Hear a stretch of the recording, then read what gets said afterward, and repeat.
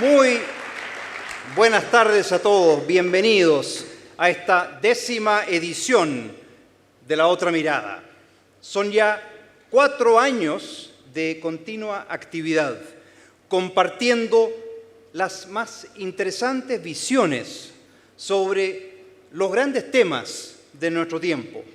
Gracias a ustedes y a su entusiasmo, receptividad e interés, ha sido posible tener en este escenario a mentes y plumas brillantes, a intelectuales y líderes que nos han hecho pensar, reflexionar y, por supuesto, ver las cosas desde otra mirada.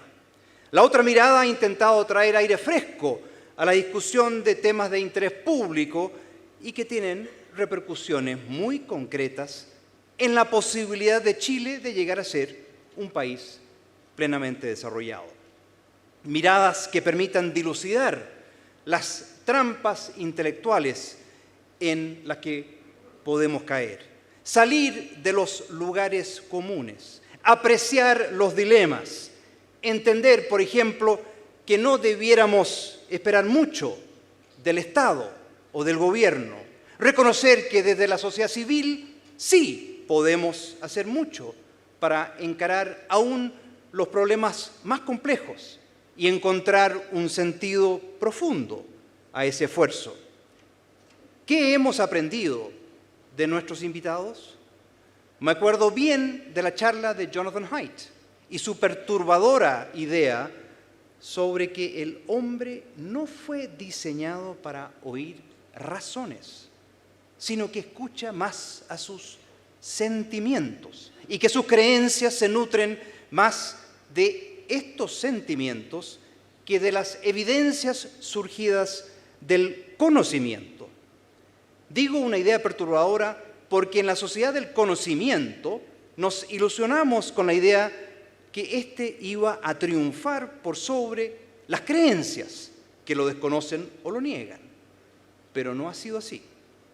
Haidt nos alertó con elocuencia que las emociones pueden ser más fuertes que las razones derivadas del conocimiento, que la intuición está primero y el razonamiento viene después. Uno de nuestros más destacados invitados fue Neil Ferguson. Él nos recuerda el aporte de los padres fundadores.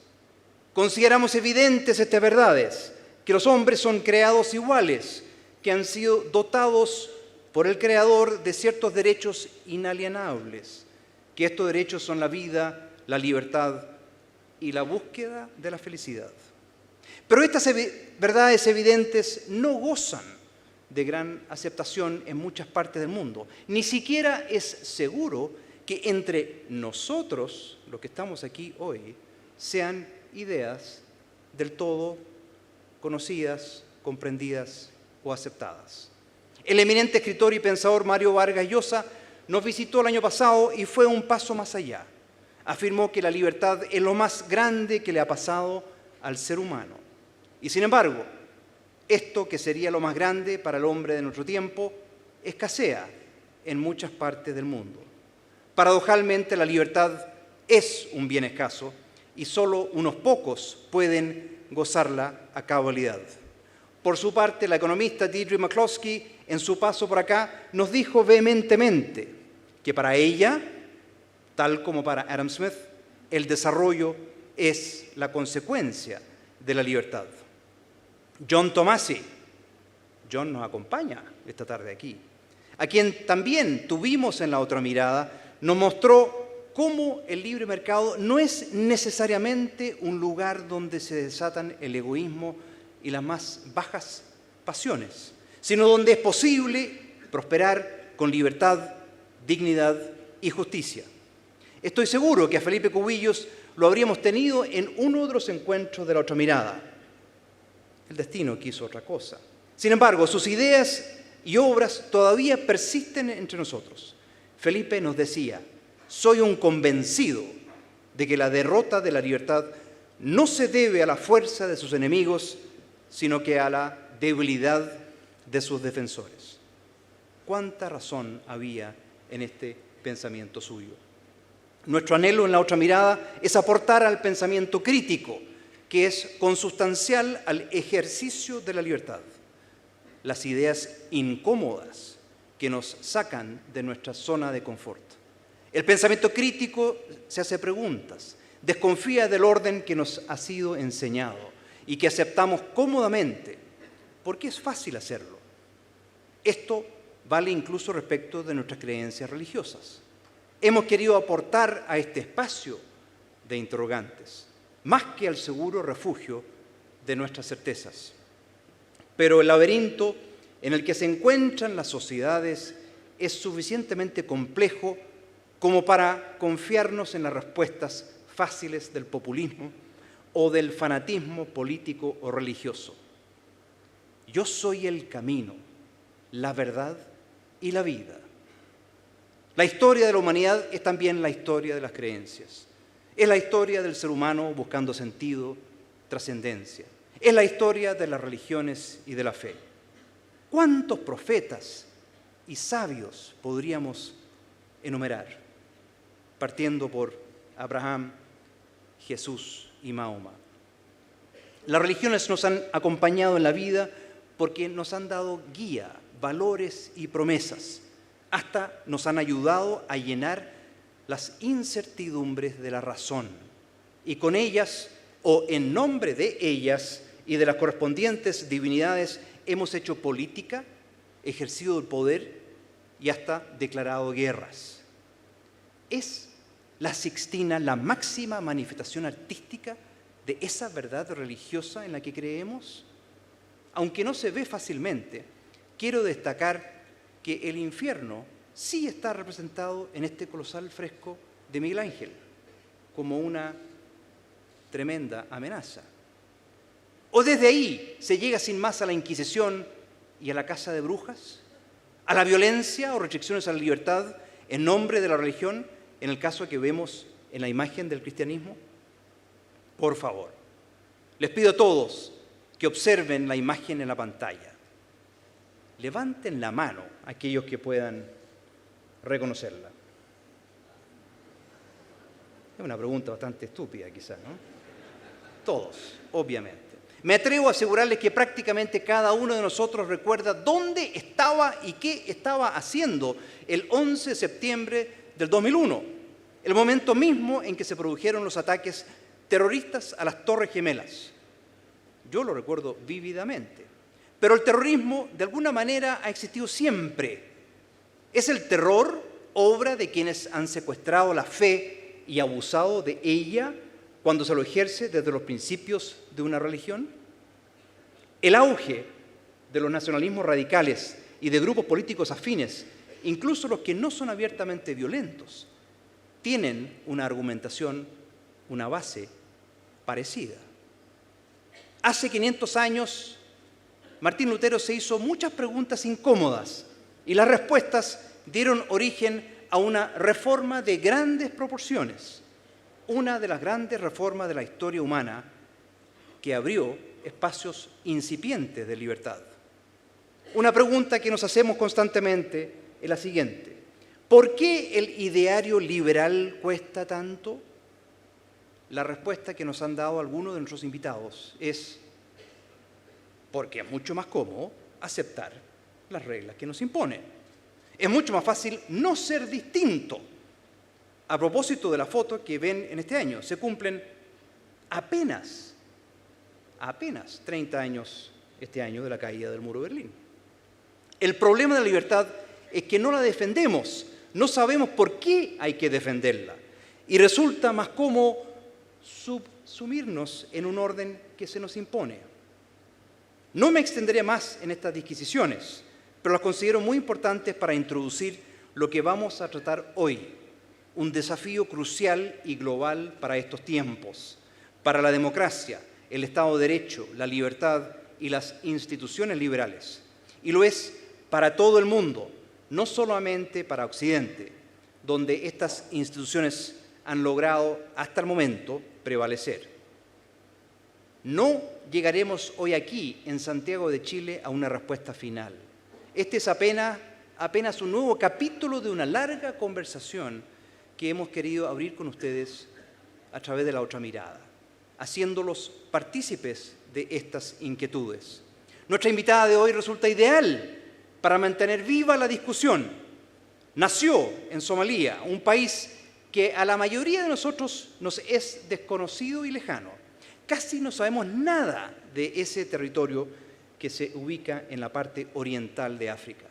Desde allí salió al mundo nuestra invitada, Ayaan Hirsi Ali. Ella se inscribe en una corriente crítica y muy valiente que está remeciendo las sociedades musulmanas y también las occidentales. Una fuerza que está abogando por cambios, que está defendiendo los derechos humanos, que está luchando por la libertad. De hecho, ella optó contra viento y marea y todo el impulso de su familia por la libertad. Que las mujeres tengan libertad para vestir como quieran, que en ciertos países puedan conducir o estudiar, que sea posible cuestionar o incluso abandonar la religión sin sufrir consecuencias fatales. Ayaan se ha embarcado en lo que parece un imposible, una reforma al Islam.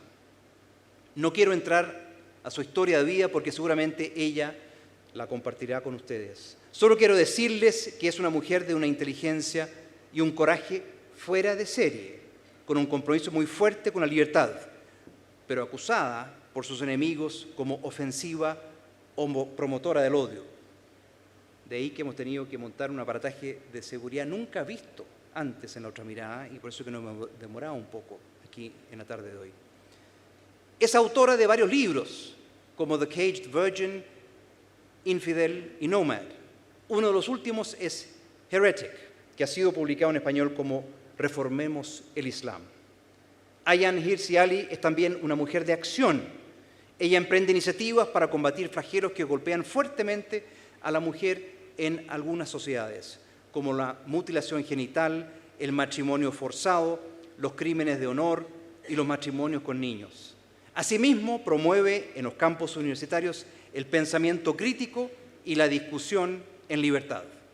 ¿Qué mejor que invitarla a subir al escenario para escucharla y para que nos sirva de inspiración para educarnos a nosotros mismos en el ejercicio más profundo de la libertad?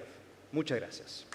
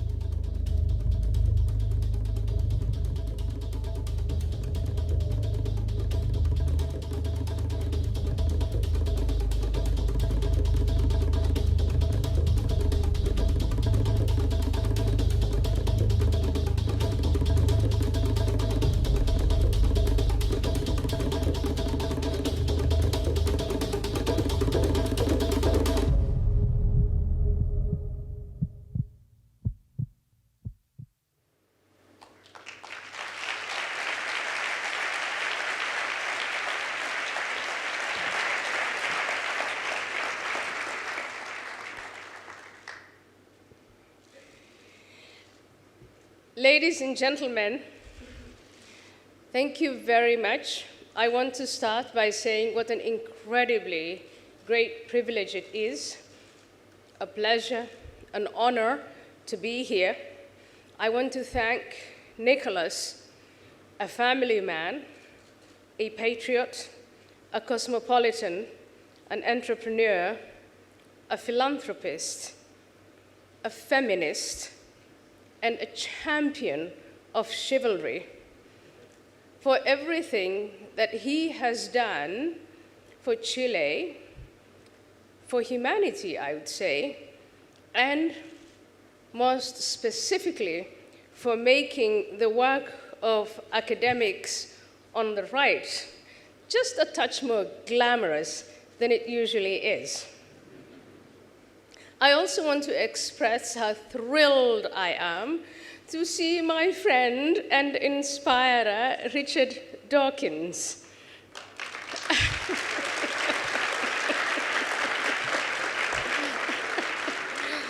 I'm so humbled to be here, and Richard, thank you very much for making this appearance. A poor little girl from Somalia, as you could see, having to be in your presence. It's just absolutely thrilling. Absolutely thrilling. Thank you for your work. Please excuse me, I have a cold. I have been asked, and I'm asked over and over again, to speak to audiences like yourselves about why I speak. And tonight, my prepared remarks before the question and answer session will be to try and explain that. You are fascinated by my life, I'm told, but sadly, I am not. There are parts that I would rather forget.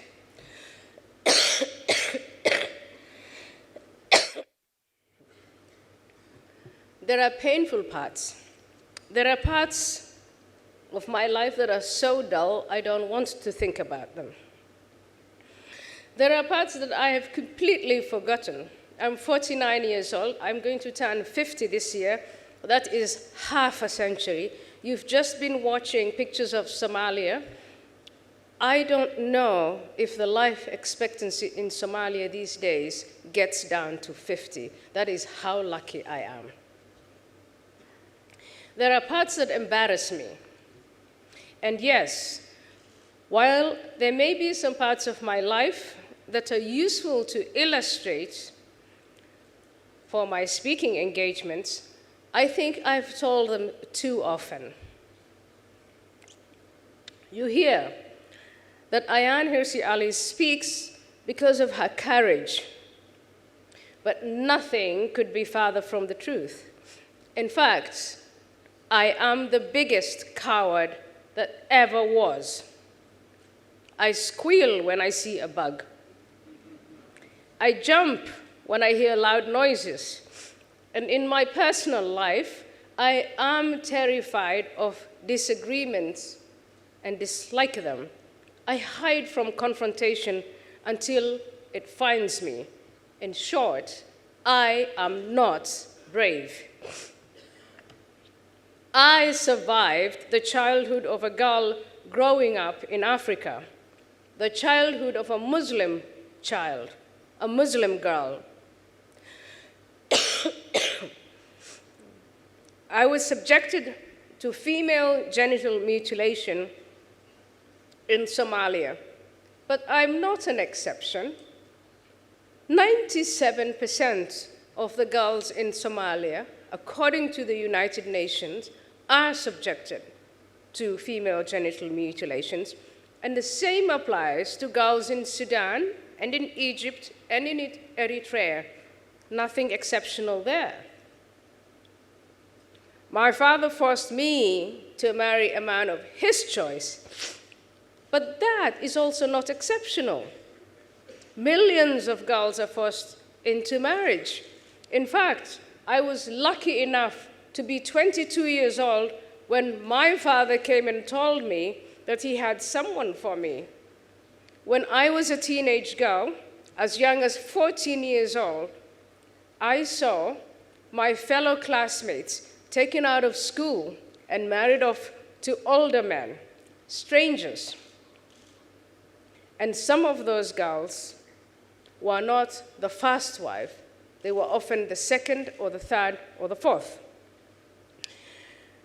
I witnessed and I survived the misery of dependence for my existence on others. And not just for my existence, but for my subsistence.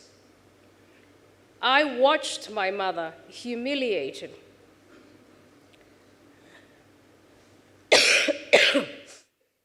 I carry on my skin the scars of her rage as she tried to balance her work life. And her work was to beg the relatives of the man who abandoned her for money to feed and to clothe and to house my siblings and me. Her life was harsh, it was brutal, it was bare. And that she did for my siblings and me. And again, this was not an exception. There were millions, and still are, of Africans who are in fact poorer. By the time I was 18, I was burning with the desire to be independent. Independence for me at that point was not some high-flying cosmic narrative.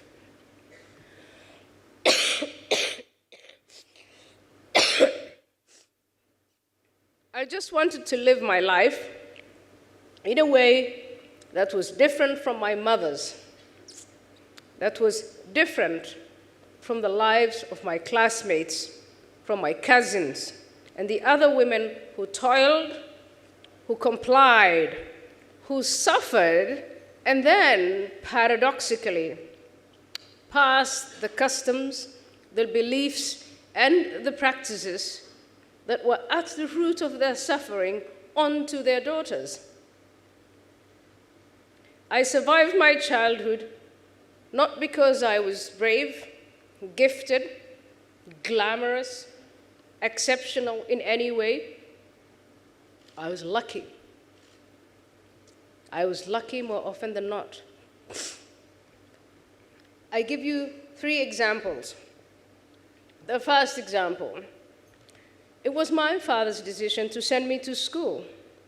That is something that I cannot take credit for. The second example, it was the Saudi government's decision to deport my family in 1978, when I was only 8 years old. It's something that I cannot take credit for, and that was seen by my mother as extremely negative. But imagine if we had remained in Saudi Arabia. Imagine if I had grown up there. I am, of course, infinitely grateful to the Saudi government for deporting my family.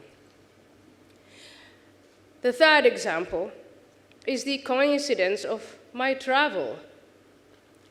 I did obey my inner impulse to run away from the life that my father intended for me. This was in 1992. I was in Germany on my way to Canada to join the man that he had chosen for me. And I changed my mind. Instead of going to Canada, I took a train from Germany to Holland. And I could do that because of the Schengen Treaty, named for a place in Luxembourg that allowed for the free movement of people between a number of European countries. And because of the asylum laws, I cannot take credit for the Schengen Treaty or the asylum laws, but it did work to my advantage. Lucky, which is what my name, Ayaan, means, had more to do with my survival and my thriving than some innate gift or courage on my part. In the 1990s, I found my independence in Holland. I learned to speak Dutch. I took cleaning jobs and worked in a factory. That is something that I still say to young people. I'm at Stanford today, and when they come to me and say, what should I be doing? I want to change the world. I tell them, go and work in factories and take cleaning jobs. It teaches you so much. I made friends, and I gradually made a living as an interpreter and translator for abused immigrant women. I signed up for a degree in the University of Leiden in political science. Why?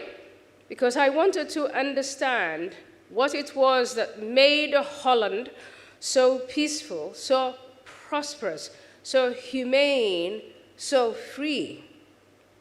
My focus in my studies was political philosophy, and this, the exposure to the world of ideas, and in particular the ideas of the Enlightenment, that had a powerful influence on me.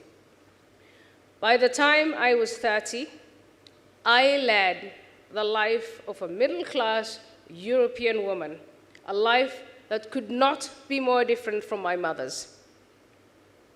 I now had the means, the education, and an interesting, satisfying, exciting job to go to every morning. In terms of my politics, there was nothing interesting, original, or different from most of the other people that I associated with. I became a member of the Social Democratic Party. It's like eating cheesecake. That is because everyone did that. All my professors, my fellow graduates, my neighbors, they were all social democrats. When I say social democrat, in our beliefs, we were to the left of Bernie Sanders. And why not? Social democracy meant a just and fair society. Our work week was all about balancing our careers with our free time. We didn't have to worry about incomes and pensions and all that sort of thing. For those of us who had or wanted children, there was money for daycare. Our health care was universal, and our life had great quality. In those days, I would think of my mother, my poor mother's life. If only she had lived in Holland, I would think. The social democratic safety net would catch her and meant that she would not have had to suffer the indignity of begging my father's relatives for money. In those days, it didn't occur to me to speak in public or to write about Islam, Muslims, and national security, the issues that I deal with now. You will hear that I speak on women's rights or for women. I do, I should. After what I survived, I find it is my obligation, my duty to speak out against the belief system, the customs, and the practices that to this day continue to rob girls and women of their rights, their freedoms, their dignity. It is not just female genital mutilation, but there is a specific type of domestic violence that's defended in the name of honor. In the name of honor, little girls as young as 8, 9, 10, 11, 12, 13 are forced into marriage. In the name of honor, these little girls are denied access to education, or they are pulled out of school. In the name of honor, they're placed under permanent house arrest. In the name of honor, they are routinely beaten, and in the name of honor, sadly tragically, they are killed. I speak on the issues of women's rights because I am a survivor, and in much the same way as some cancer survivors choose to educate the public on the risks of cancer, I choose to educate the public on the plight of Muslim women, the consequences for those women, and the spillover effects on the rest of society. When I say the spillover, I'm now working on a book in which large numbers of Muslim immigrant men who are in Europe are treating European women on the streets in much the same way as they treat women back in their home countries.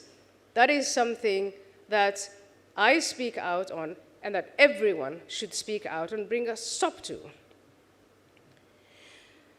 But there's even a more important reason why I choose to speak. And it started for me right after 9/11/2001. I described to you the stark difference of my childhood. Oops, I feel like I've jumped.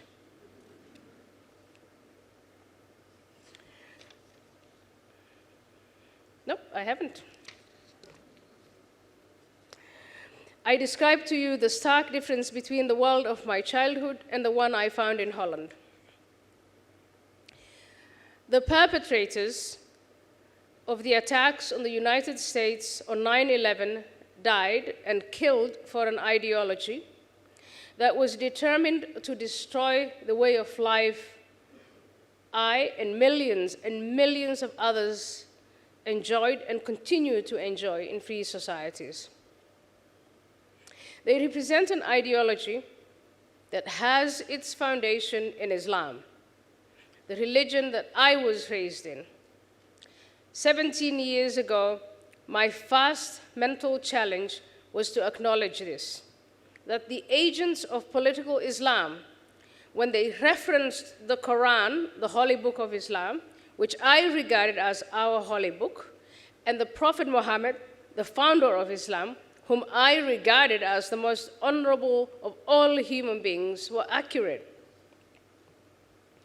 I started going through some of bin Laden's writings to pick up the Quran when he referenced from it, and to my shock, I found that, in fact, his citations were precise. The ideologues that inspired bin Laden, like Sayyid Qutb, referenced not just some verses of the Quran, but the lifestyle and the legacy of the Prophet Muhammad. So as a young woman of only 31 years old, I first had to come to terms with the plain but extremely painful truth that what I called my religion was not being misinterpreted, misused, or misunderstood by the men who sought to replace the Constitution of Liberty with the Constitution of Political Islam. As a teenager, I was a member of the Muslim Brotherhood. And back then, in the weeks right after 9/11, I was reminded of that membership. Back then, I believed that Sharia law or Islamic law was the highest and most just law, and that it was superior to any kind of man-made legal system. I believed in jihad. Sometimes, when I went to a mosque, I cupped my hands right after prayer, and I said, Ameen, like everyone else around me, when the Imam prayed for the annihilation of the Jews and the destruction of America and the destruction of Israel and the destruction of the infidels. I sat there, cupping my hands and going, Ameen, Ameen, like everyone else. In those weeks after 9/11, I had to come to terms with the differences, the radical difference between who I was as a teenager and who I had become as an adult. With the conscience of an adult, with the education I enjoyed at the University of Leiden, with the lifestyle that I was leading, and now with the knowledge of the political philosophy of freedom, I could no longer view Muhammad as my moral guide. I found much of his legacy immoral. Now, when I thought of Sharia law, I shuddered. Nobody forced me to speak out. I could have gone on with my comfortable life. I could have, like many other Muslims, argued that I lead a peaceful and productive life, and I have nothing to do with misogyny and the violence, the violences that are carried out in the name of my religion. I had to speak out. If I speak out, it is because when Sharia law is applied, this is what they do. Look at Iran, look at Saudi Arabia, look at parts of Nigeria, look at Indonesia, look at Pakistan, look at what ISIS did in the past years. That is Sharia law. That is Islamic law in action. I speak out because homosexuals are thrown from tall buildings.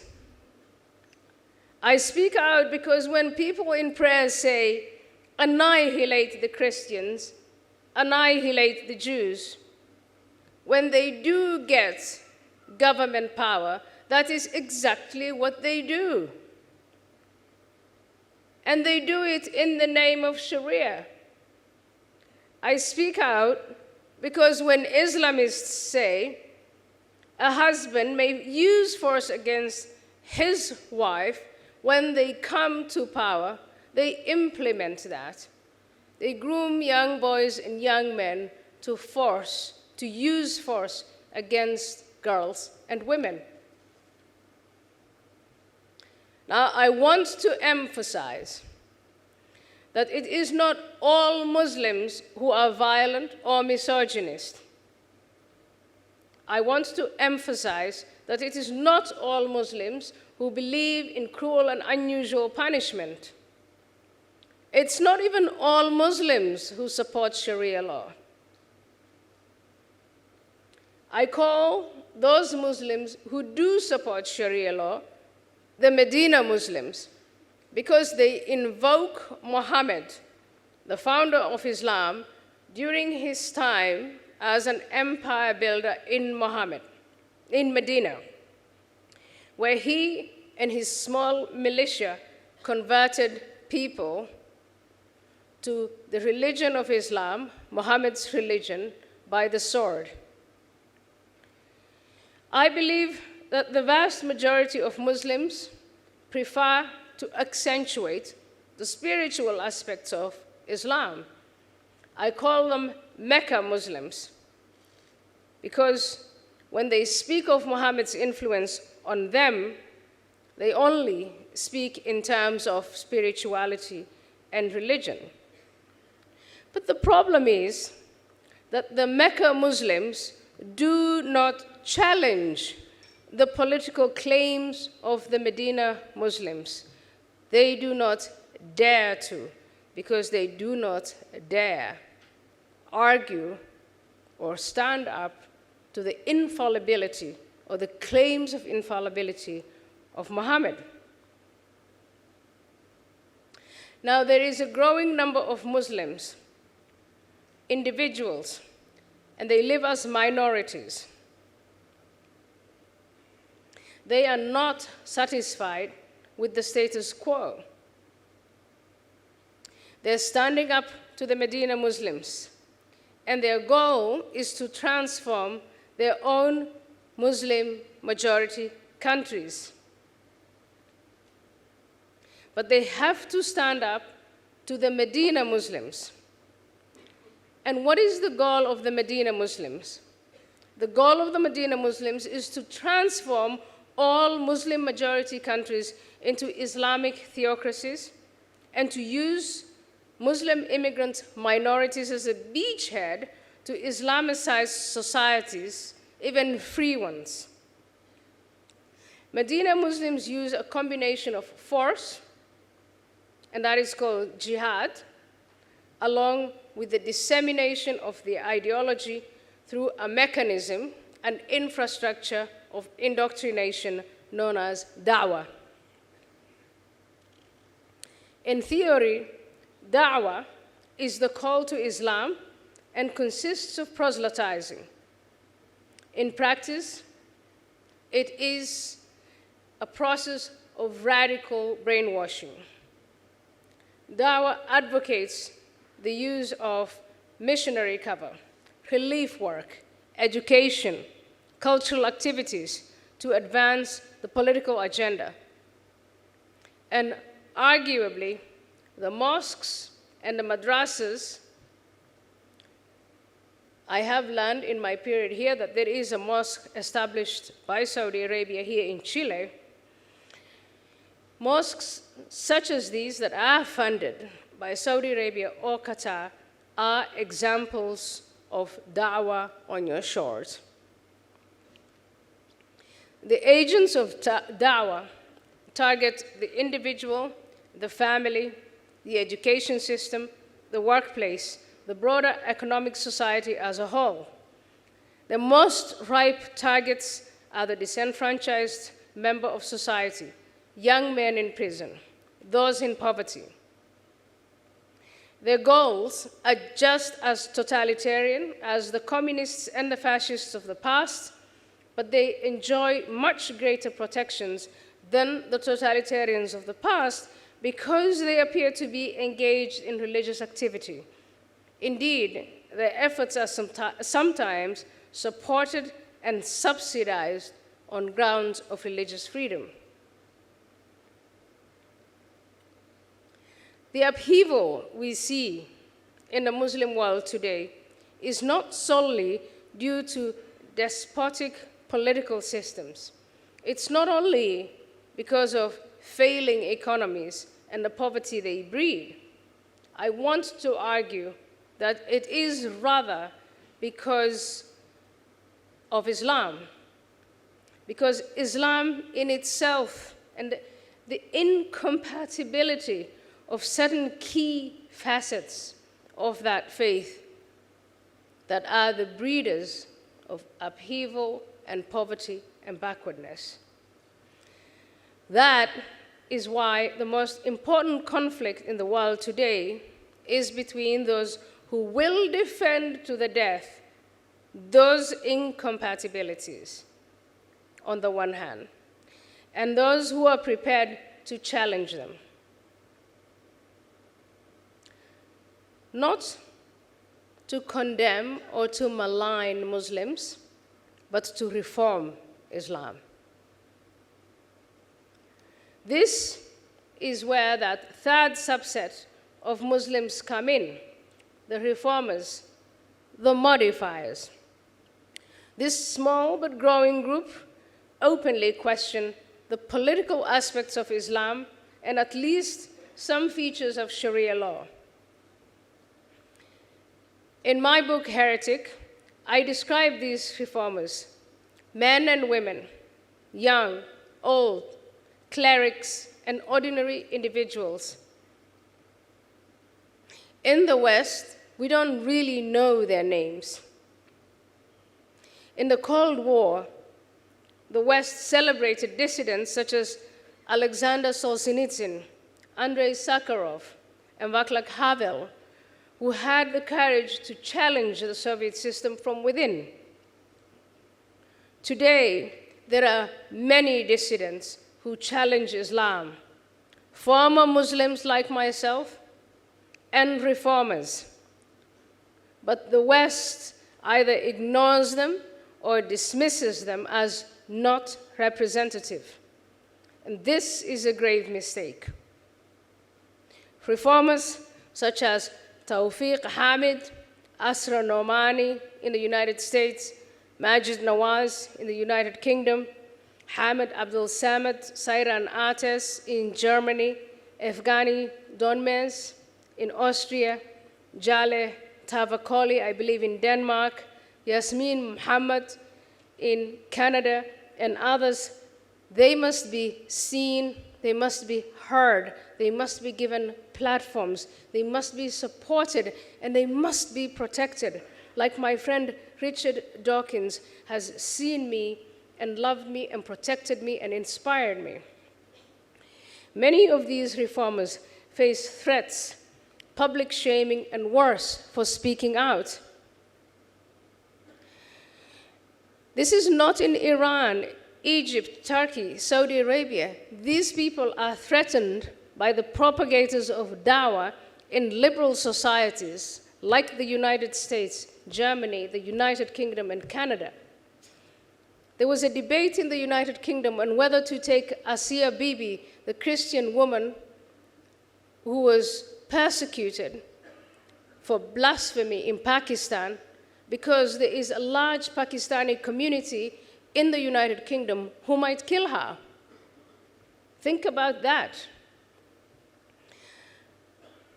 There is some irony in the fact that anyone who publicly doubts Islam's peaceful intentions is likely to be threatened with violence. For the world at large, the only viable strategy for containing the threat posed by the Medina Muslims is to side with the reformers and to help them do two things. First, it's to identify and to repudiate those parts of Muhammad's legacy that summon Muslims to intolerance and war. And second, it is to help them to persuade the great majority of Muslim believers, the Mecca Muslims, to accept this change. For too long, we have confined ourselves to countering violent extremism. We must stop not only the violent entities like Al-Shabaab. I don't know if you saw the news today, but my fellow Somalis, organized under the banner of Al-Qaeda, attacked people, innocent people in Nairobi, and of course mayhem. Entities like ISIS, like Al-Qaeda and Boko Haram. But we must also dismantle the networks of da'wah. We must dismantle the networks of da'wah, which are often the preparatory schools for jihad. We must make the long-term commitment to defend and promote our principles of freedom, of tolerance, of equality, and of reason, here and abroad. At the very least, we must stop facilitating the spread of an ideology that is fundamentally hostile to our own freedoms. I am not a cleric. I have no weekly congregation. I simply read and write and think at Stanford's Hoover Institution.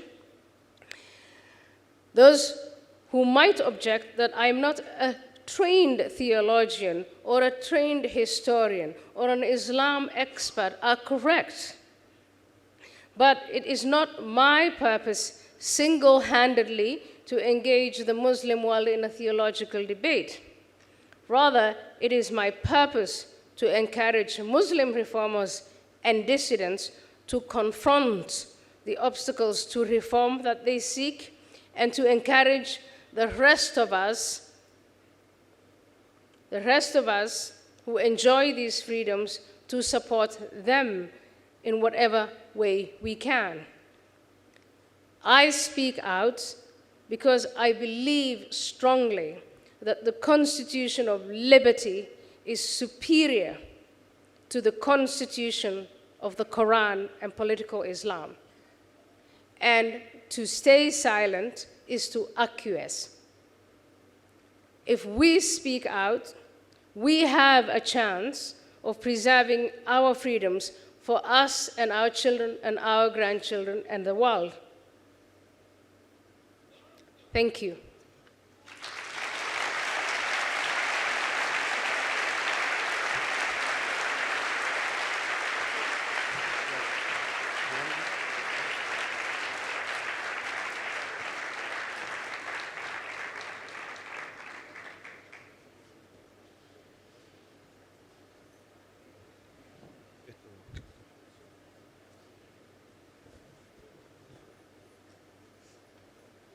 Okay.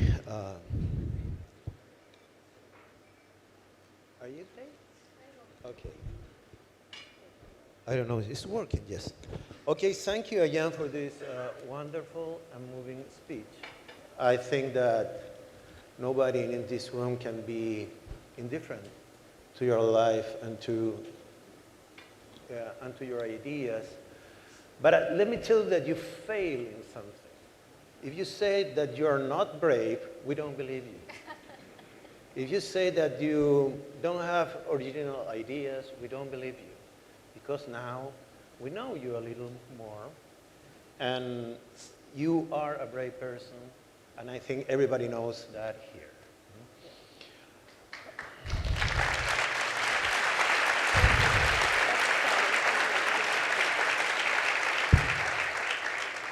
With you, there is always a temptation to talk more about your life than about your ideas. That's a problem. Yes, it's a problem. It's a problem, but we will not be an exception here because many people have to know more about you, and then we will talk a little about your idea. Not a little, a lot. Okay? When I read your book about your life, at some point I didn't know if I was reading a novel. Because it was so different of what I think everybody here has expected or lived. And I was kind of fascinated with your parents' characters. First, your mother was very unique. She has forced marriage, I understand, but she get divorced very quick. And that was very strange in that moment, still now. And she married your father for love. That is a very strange concept also. Your father, by the way, was a very active man.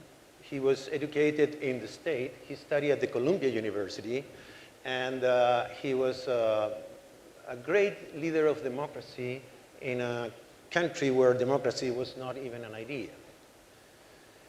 But what intrigued me about your parents is that if they were so unique, they give you the same life that more or less all your colleagues or friends has. Then you get, at 5 years old, the genital mutilation. I know that your father was not there, but you get it. You were treated as a second-class citizen because you were a woman. Yeah.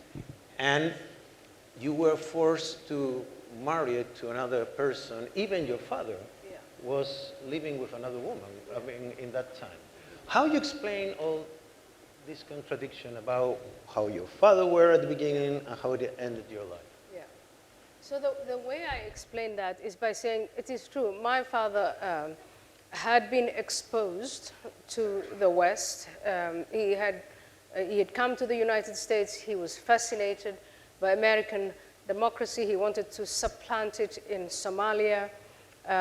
My mother was at some point, I don't know, she had the inspiration that she didn't want to live with this man that repelled her. Her father chose for her this man, but she didn't want to be with him.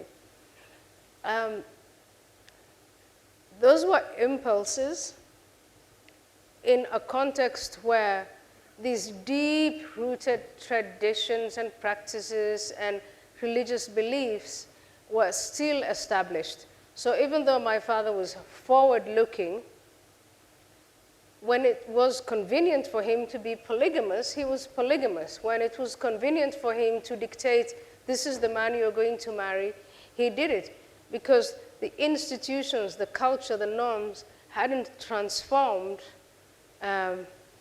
quite as completely as what he found in America. And in fact, if you look at the life of Sayyid Qutb, I would say one of the biggest inspirers of radical Islam, he started in Greeley, Colorado, and there was a lot in his early life that suggested that he was consuming and enjoying American life.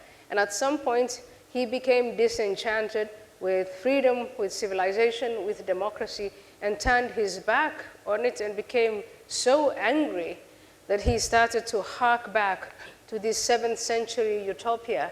And that is then how he inspired his followers. So I think that let me call it the Rousseau impulse, this idea of romance, of falling back in time to think that what we've left behind is more pure, more appealing, more virtuous, that is a universal impulse. And my father and my mother were much closer, by the way, to a context where things actually hadn't changed that much, and it was easier to fall back than, say, where we are now, where we have some...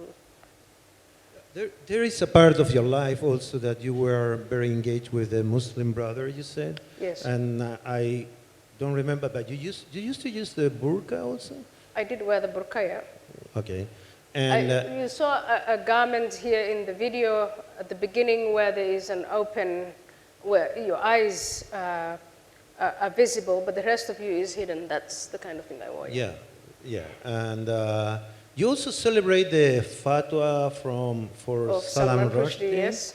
And you were there. Then it's hard to imagine when you changed your opinion and decide to escape from all of that. I understand that you begin to change when you live in Holland, yeah. But you take a plane, because the story is this, your husband was living in Canada, and you have to take a plane to visit him in Canada, but the plane made a stop in Germany, and she decided not to take the plane to Canada, instead you went to Holland. Yeah. But that was a big, big decision, yeah, for you. Where was this strength to do that? I don't know if you can call it strength. It was, my father had made up his mind. He said, this is what your future is going to be like. This is the man you're going to marry, and it's the right decision. And I think he did it again out of, his motive was to be protective and to secure my future. But that's not what I saw. What I saw when I imagined my life with the man that my father chose for me, what I imagined was a replication of my mother's life, of all these women I had seen who had been married off and who had been thrown into a life of dependence and chaos. And my mother's life very much was determined by the circumstances. We moved from country to country. My father was absent. She didn't speak the language. She didn't earn any money. She had to look after these 3 children, and she didn't know what to do. And she was absolutely desperate from day to day. And she had flights of rage. And sometimes she expressed her helplessness and her powerlessness by beating us up and destroying the furniture. And, could you blame her? I don't know. So I thought, that's not the life I want. I've been luckier than my mother because I actually did go to school and learn something. And in Germany, I had that sudden choice, that sudden window of opportunity. I could go to Canada and comply with tradition. And I knew how that script would end. Or I could just take that train and jump into the unknown and see what happens. And now sitting here and being Mrs. Ferguson, I can tell you that was the better choice. And that's what I tell.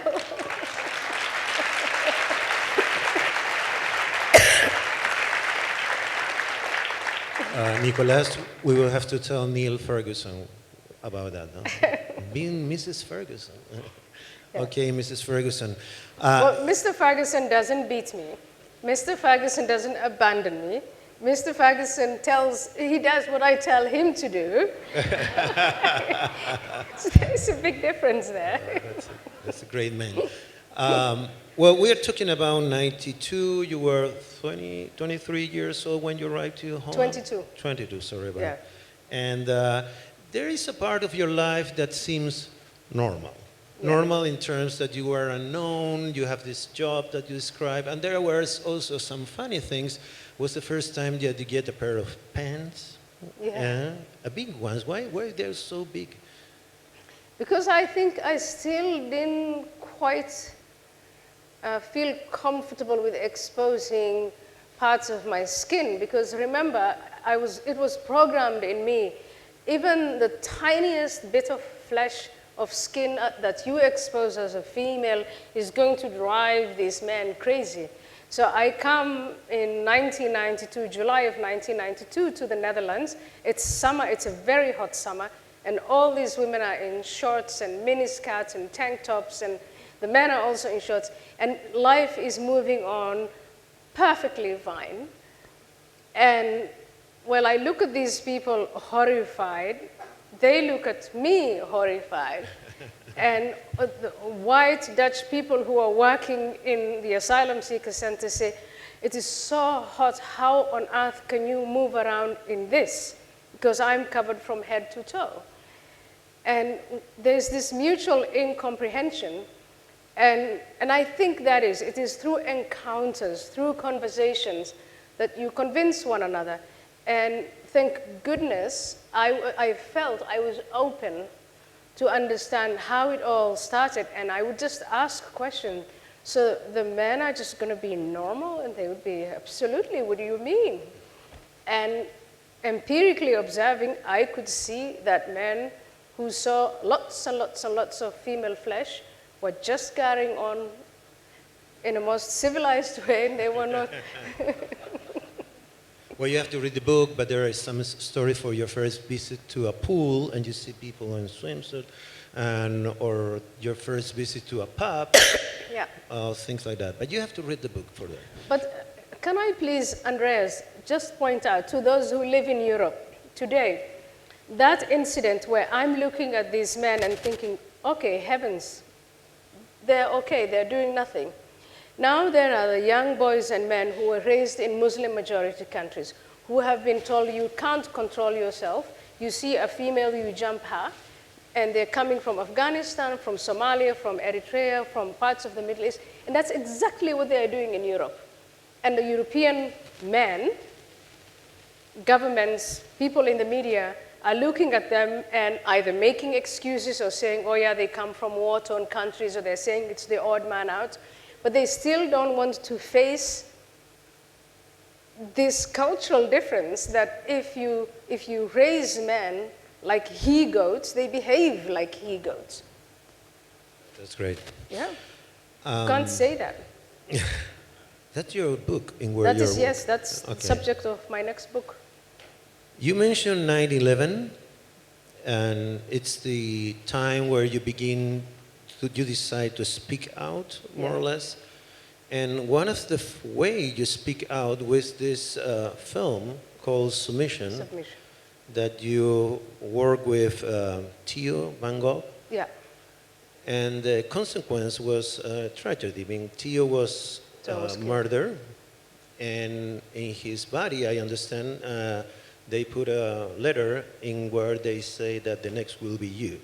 Yeah. And for that time, your life changed forever, I think. Assume that you cannot live a free life as we understand. You have to go with bodyguards. You have to move from one country to another. And how is this feeling to live in constant danger? So first of all, the threats against me started in 2001 and 2002, and from 2002 November, when I went back to the Netherlands, I was in the US, went back to the Netherlands, I had 6 men from the Secret Service with me at all times. There were periods when I would have 2 men, periods when I would have 4 men, but 6 men. And I always want to point out that the threats against me didn't start after Theo van Gogh was killed, and the constraints to my life didn't start then. In fact, I am alive because I had that protection and because Theo did not have it. That is the practical point. But the not so practical point is the Netherlands prides itself on being the foundational country of freedom, of tolerance, of critical thinking. And what Theo van Gogh and I were doing was we were engaging in that, traditions-long practice of Holland. You have an intolerant set of ideas, you scrutinize them, you mock them, you make films, you make art about it. That's exactly what we were doing. We did that. Theo van Gogh was killed, and all of that went away. Submission, the film was removed from museums, from anywhere where it was going to be shown. Hate crimes were introduced, and to this day, it's extremely difficult to have a conversation, a critical conversation, about what these radical Islamic set of ideas means in practice. Okay, anyway, submission is in YouTube. Everybody can see it if they want. Yeah, it's on YouTube, but I mean, it's because if they want to see it. Yeah. Talking about critical thinking, we talk a lot about the threat that you have from the Islamic groups, some of the Islamic group. Well, I want to make but it's strange me more what happened with people from the Western world. And I want to remember you another example that happened in 2014 when Bradley's University decided not to give you an honorary degree that they have offered you, and they have offered you to speak at the commencement of that year because some professors and some other people decided that you were not appropriate, your ideas were not appropriate. Then in which moment this liberal community or these big institutions that are supposed to teach about critical thinking, the freedom of speech became so timid about the Islam and other ideas? Why is this happen? Yeah, what is happening? What's happening? So there is a phenomenon in public discourse in general in the United States, and especially on university campuses, where it is so fashionable for people to be offended. Students are not seen as, or the institution of the university apparently no longer, probably it doesn't apply to all universities and it doesn't apply to all professors, it doesn't apply to all administrations, but there's this general idea that universities are now not in the business of teaching students how to think. They're in the business of protecting students from ideas that they might find offensive. There is a vocabulary in circulation, microaggressions, trigger warnings, safe spaces, all sorts of, in my view, absolute rubbish, pure garbage and nonsense, and you shouldn't be, some of these universities, they pay up to $60,000 a year. And if that is what your child is being exposed to, then I think people shouldn't be paying for that. But what I can say on an empirical level is this is what is happening in the United States. And what the radical Islamist organizations on campus do, the student organizations and those who finance them, who resource them, what they do is they're taking advantage of that particular culture that is now in sway. It's not radical Muslims who have rendered American universities intolerant, but because American universities are in the grip of this crazy spell. They're exploiting that. You were deplatformed from a radio. So Richard Dawkins, can you believe it? Richard Dawkins was deplatformed, meaning he wasn't, his speaking was canceled by a radio in San Francisco. In San Francisco.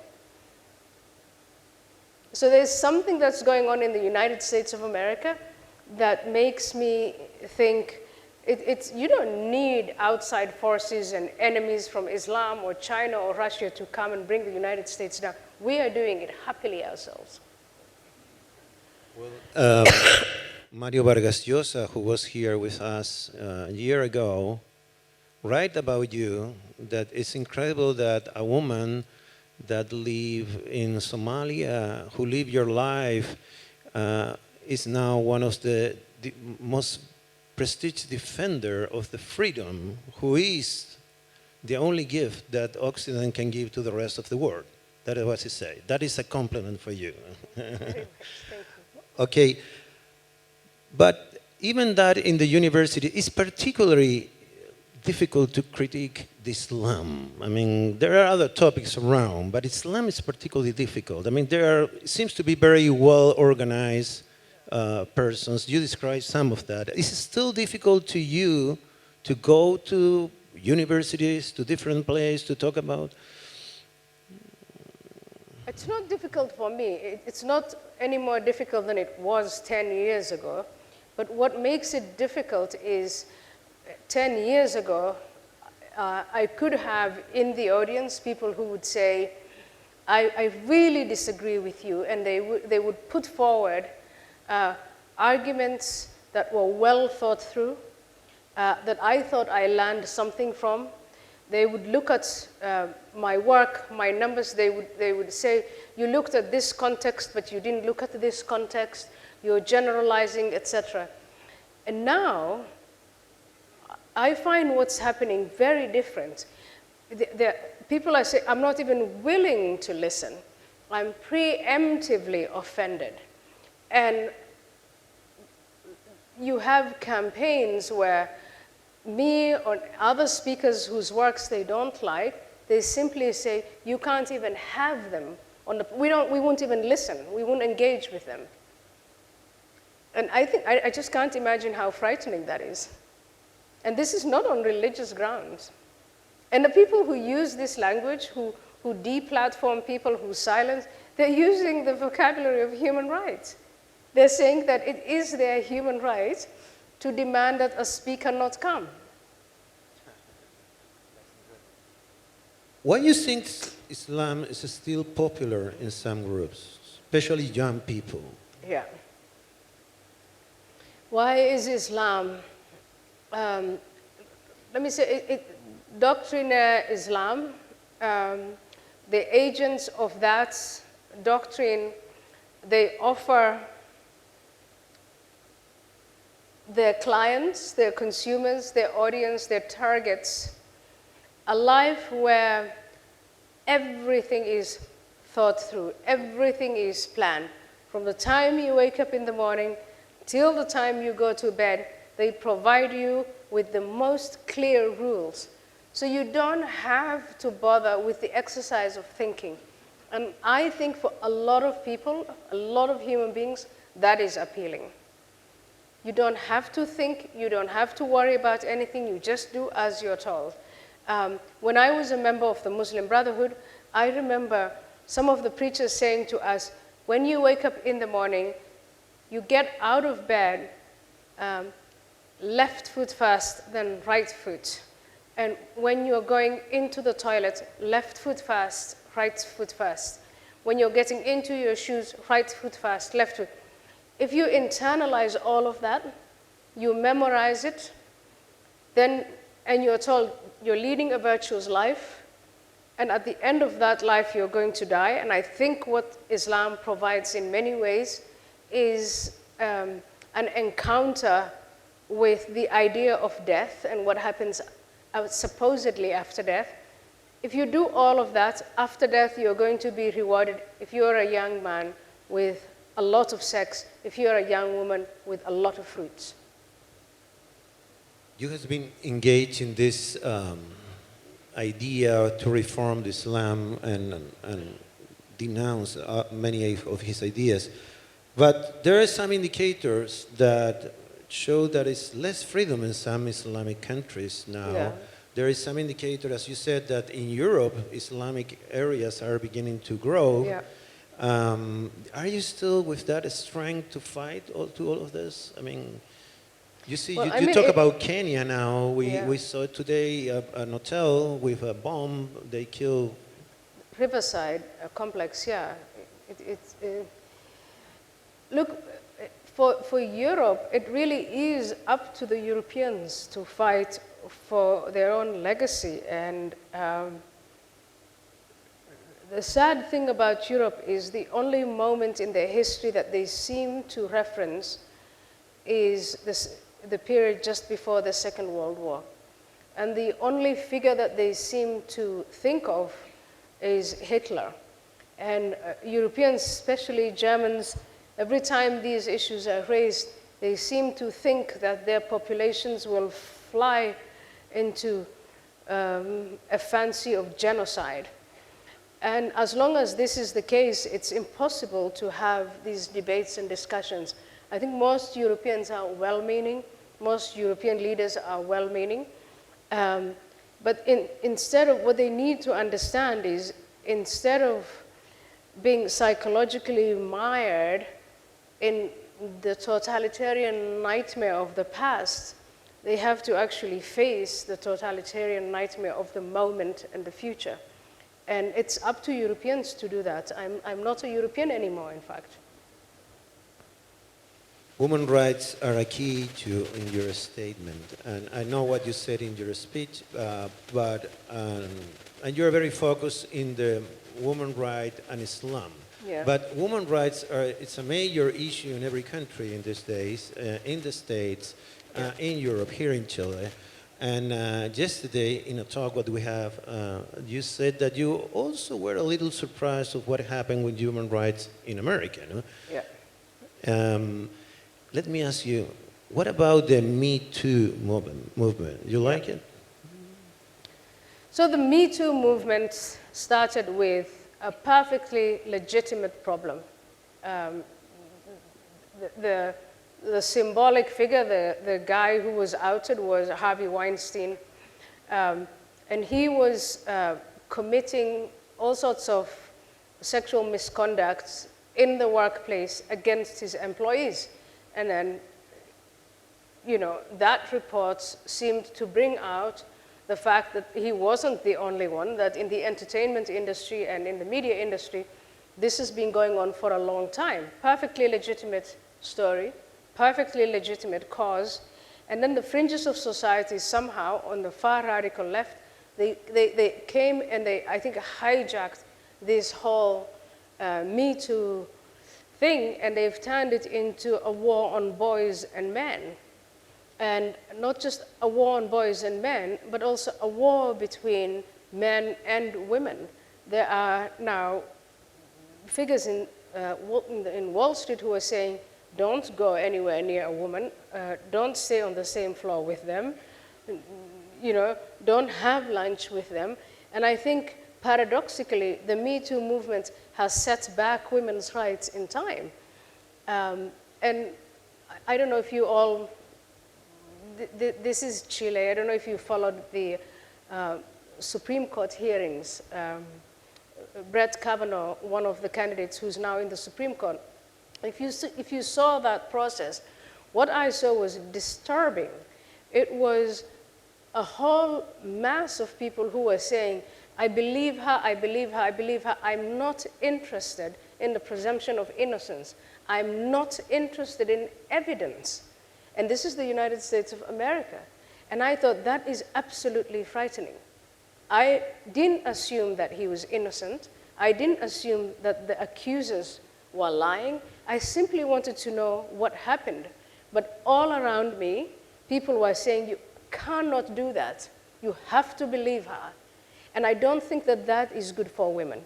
When we talk about individual rights and individual freedoms, I don't mean to say that it's only women who have rights and only women who have individual freedoms. It's also men. This is the society. So I presumed, if you're going to make an accusation like that, you have to come and present the evidence. And it's very sad that in the United States of America, that we do give in to mass hysteria at the time. And to me, it's still mass hysteria until some evidence is provided. At least that guy was elected to the Supreme Court. That's a good news. Well, he went into the Supreme Court, but it is what it symbolized. You know, there's an economist at Harvard now, Roland Fryer, who's being accused. He's taken away his job is taken away, his tenureship is probably going to be taken away, and the accusation is that he made jokes. It creates this Me Too thing has created a toxicity between the relationship between men and women. We have to finish. I will take a risk. Yeah. You think Richard wants to ask a question to you? It's too rude? I don't think so. Can I give you the mic? You are curious. This is exciting. Okay. I am curious why the so-called liberal left is so soft on Islam and so hostile to people like you. It seems to me to be that you have made enemies among the people who ought to be your friends. Yeah. Richard, as you know, that is because the liberal left is now more left than it's liberal. They have abandoned classical liberal principles. They have abandoned the principle of the presumption of innocence. They have abandoned the principle of life and of liberty, of reason, of critical thinking. They think now in collectives, in identity politics. It's all about groups. They want to divide society into groups that vote them into office. That is the way I think that the left, most of the left has now become far left. The Democratic Party in the United States is now moving so far left, it is frightening. As you know, in your own country, Jeremy Corbyn, you know his principles. That is not in the least liberal. It has nothing to do with liberalism. And I think that is where that unholy alliance comes from between the Islamists and the left, because they care more about the collective, they care more about coming into power and staying in power than that they care about individual liberty. They don't care about science. They don't care about the things that this organization stands for, the things that you and I stand for. Great. And now Nicolas has the last question. You don't want to ask? I just want to tell you one thing. You read a lot of books. I mean, you were living in Somalia or Saudi Arabia or Kenya even, no? But you always mention the books that you read. That was important for you? Books were important, absolutely. Books are still important. I think that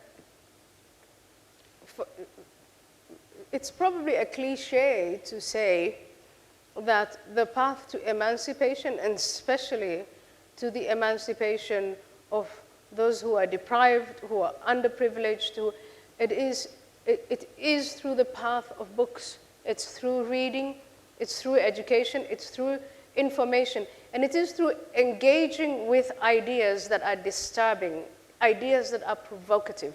That, I think, is the path to knowledge and happiness. Great. Well, Ayaan, Ms. Ferguson, Yeah. thank you for being here, and luck, very good luck with your fight. Thank you very much. Thank you. Thank you so much. Thank you. Thank you so much.